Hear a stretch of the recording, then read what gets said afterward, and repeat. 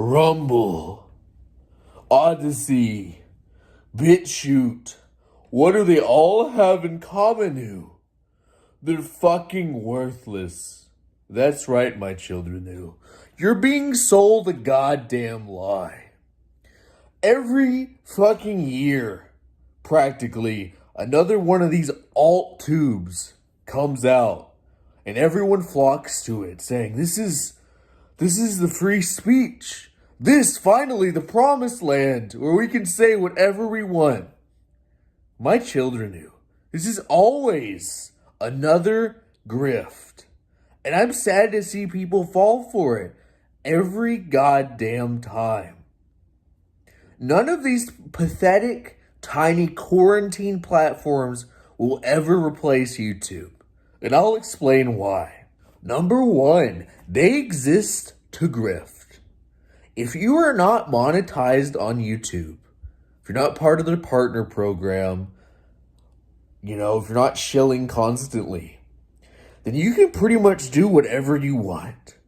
Surfer is not monetized, and he routinely shows his penis on live streams. You can say whatever you want, as long as you're not begging for money. That's one of the main incentives not to be monetized, because then you have complete freedom to say whatever you want.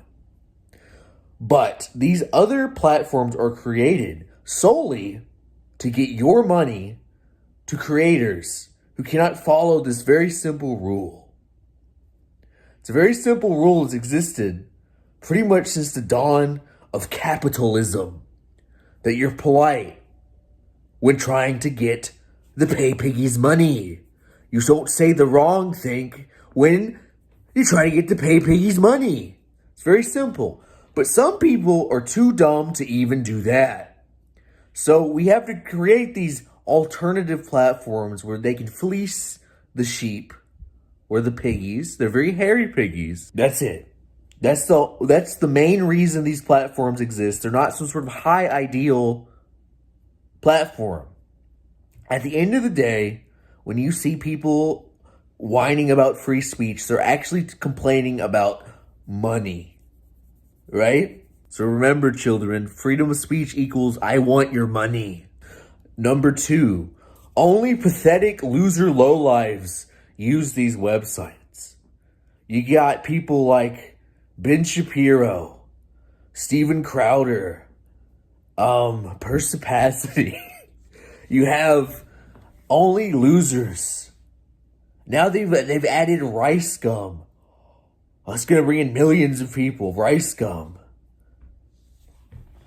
Only people who are either washed up YouTubers or cringe use these platforms. If you want to build a community of cool, hip creators, maybe don't cater it to the most repulsive people on the entire internet. So these little platforms are going to stay small, and they're going to be little quarantine things for, they're going to be hug boxes for the elderly and the insane. That's all they're ever going to be. Number three, they don't fucking work. You try to watch it on your phone, and it doesn't work. It's not very good. You have to be tethered to your desktop to use these websites. They have not figured out mobile. And, I watch the YouTubes, and a lot of times I watch it on my phone while I'm doing other things. I don't just sit at a desktop and wait for the next video like some sort of freak. It's background noise. They don't seem to understand this concept. And four, they might be free speech oriented for a little bit, but as soon as whatever you say or do interferes with their bottom line, they will punch your ass out, just like Bitchute. As soon as it becomes a little bit difficult for them to maintain something because of something you said or did or uploaded, they will 100% throw you under the bus. Because at the end of the day, they are a company and they want to make money. That's the whole goal of this.